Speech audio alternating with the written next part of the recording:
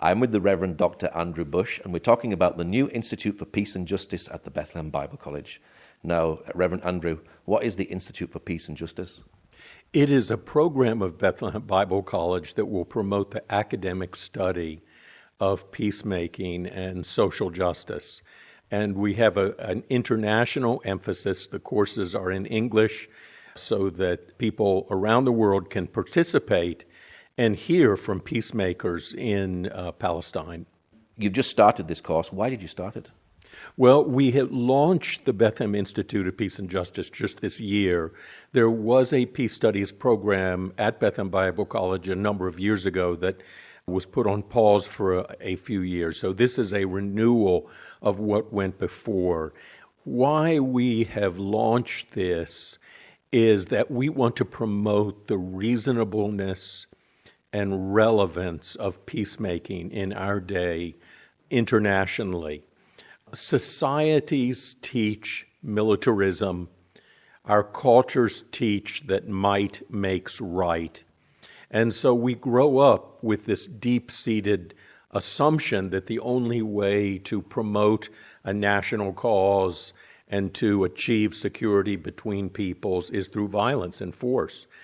And we want to emphasize that there is a different route, that we can learn ways towards peace that are nonviolent and non-conflictive, that will achieve the same goal and a better result in the end. Is the problem here in the Holy Land religion? I would say the problem here is more nationalism, two conflicting national claims, and religion is used as a vehicle towards advancing each national claim. But I would say, at essence, the problem is not religious. The problem is beyond that. It's a nationalistic problem. You've already mentioned justice. Is there a problem about justice here in the Holy Land?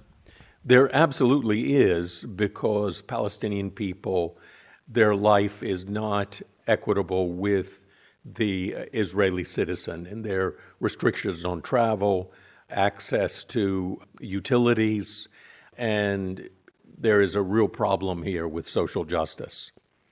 Now, from an Israeli perspective, Israelis would say, well, there's a problem with Palestinian violence, and so we have to restrict movement, etc. But many, many hundreds of thousands of innocent people are hurt under these restrictions. Is this an online course, and do you plan to actually have it as a sit-down course here in the Bible College? The Institute of Peace and Justice is going to have many different facets to it. One facet is our online courses, which have already been launched just this week, actually, and people can access those wherever they are. We have 30 students enrolled from Liberia, Scotland, England, Canada, the U.S., Holland, and Germany. 30 students enrolled. We will have some local programs that are in person here.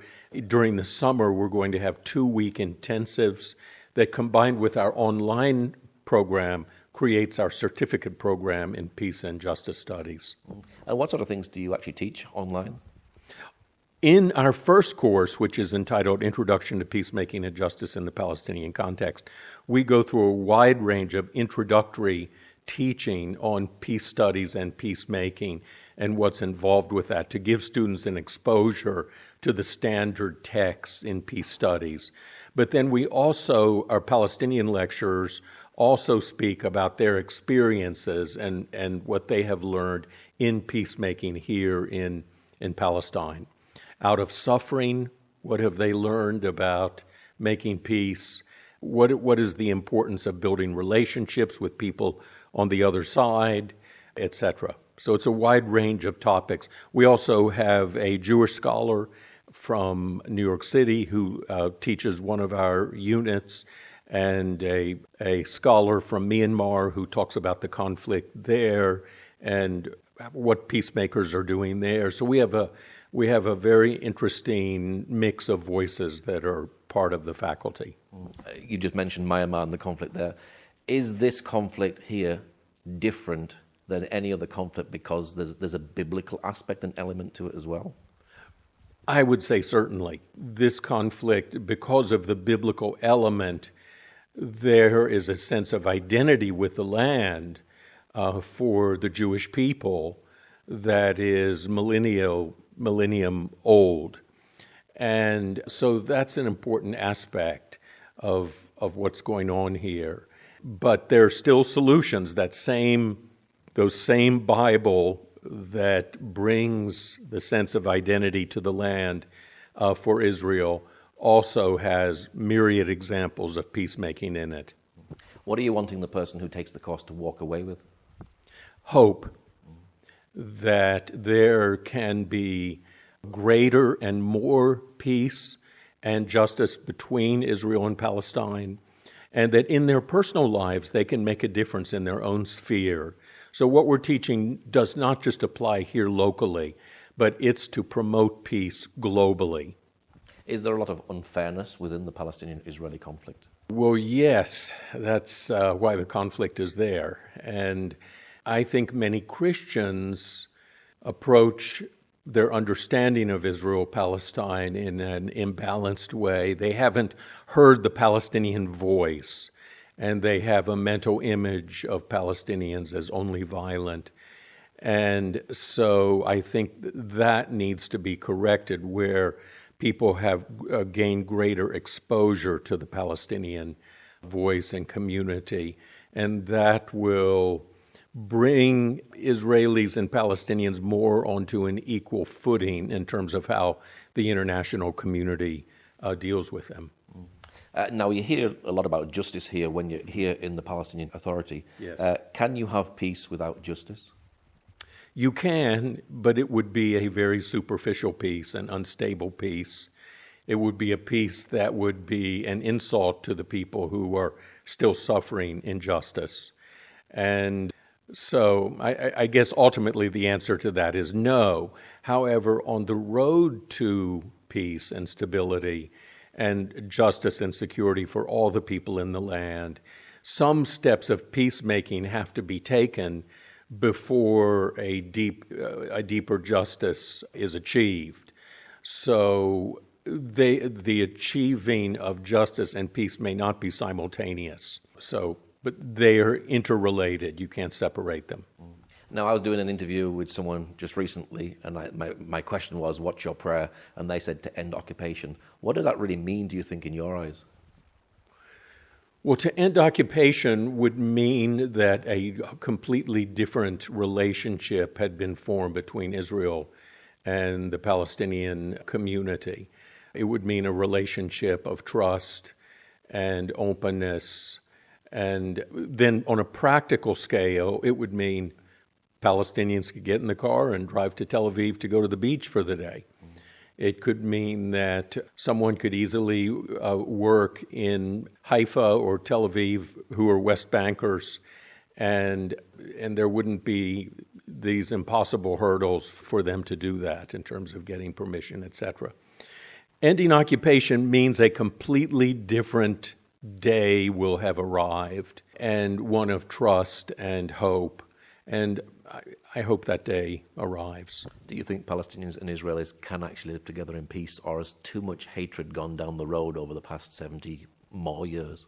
There has been a lot of hatred that has gone down for sure.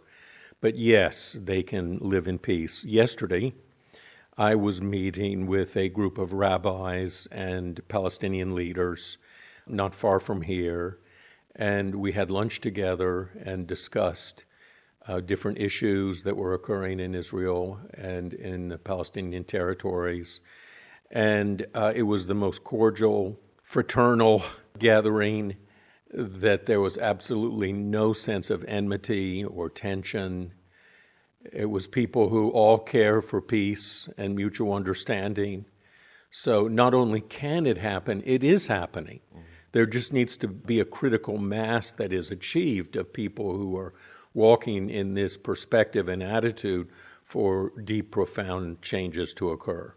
Do we need to speak to the younger generation and teach them about peace first?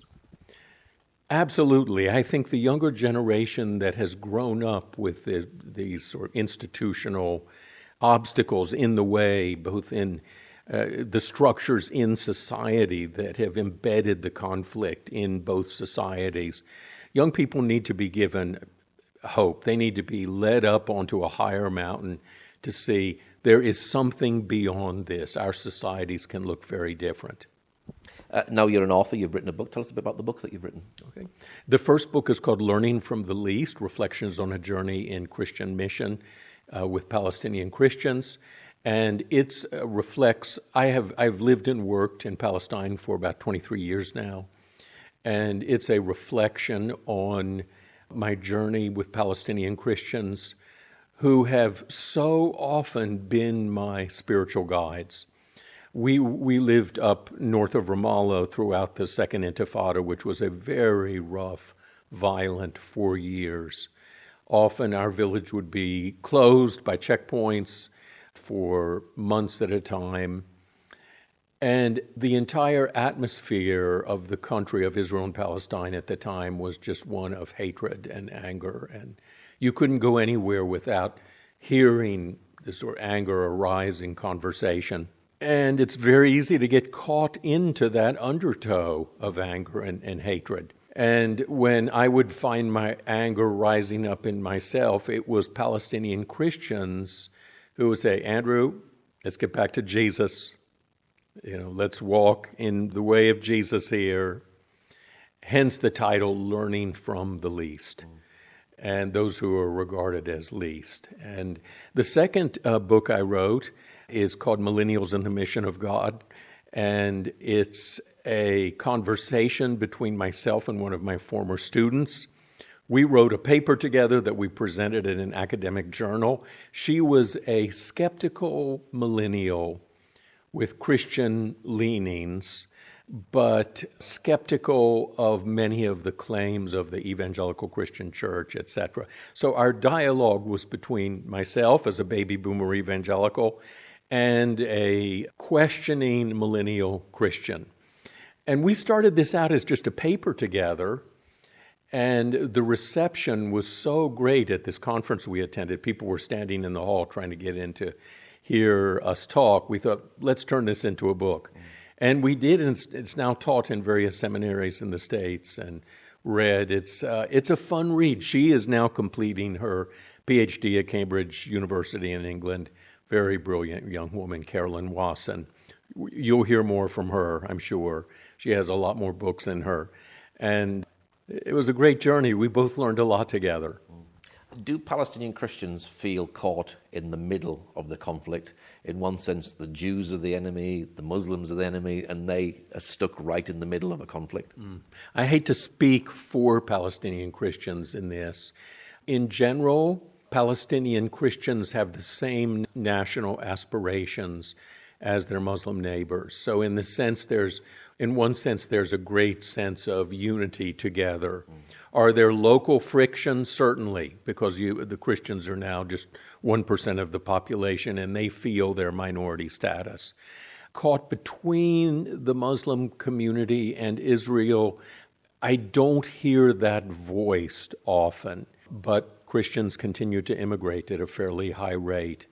And I think that's because they see a better future somewhere else. So there are many difficult relationships that are being worked out. If this conflict ended tomorrow and there was peace between Israel and the Palestinian community, I think you'd see the divisions within the Palestinian community come to a fore much more quickly.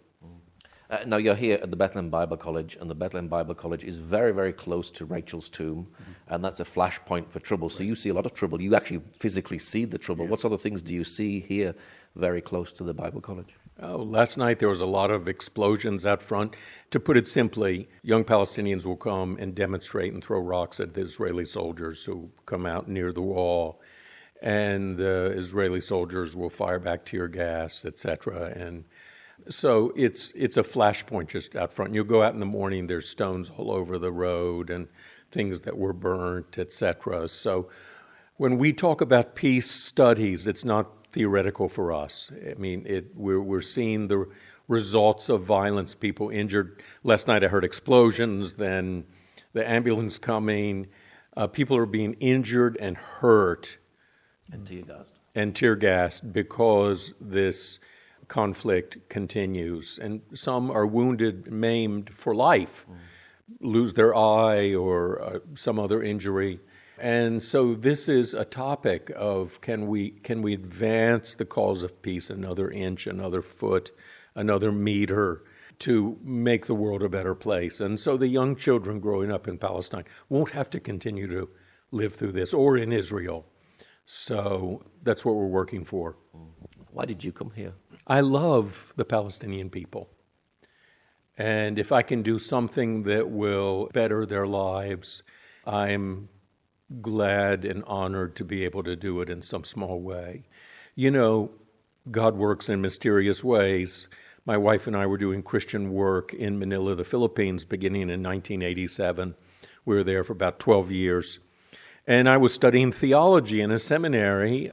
I had some extra time, and so I was studying theology in a seminary. And the first day I was there, in the very first class, there was a young Palestinian sitting next to me, and his name was Jack Serra, who was the president of Bethlehem Bible College. So Jack and I go back about 28 years now together. And it was this young man in that seminary who said, Andrew, if you ever feel like your work is finished in Manila, come on over and help us in Palestine. We could really use it. And so that's how the relationship occurred. You know, God leads us in unusual ways that we don't know. And the Lord led us here, and God has really knitted our hearts with the Palestinian people. We love living in Palestinian society. What's your prayer for the future? My prayer is for peace.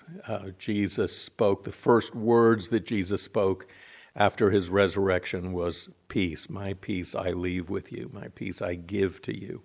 Our prayer is for peace in this land. And that peace would be a comprehensive shalom of God that would affect every level of society, both within Palestinian society and between Israel and Palestine. We hope for a day of peace.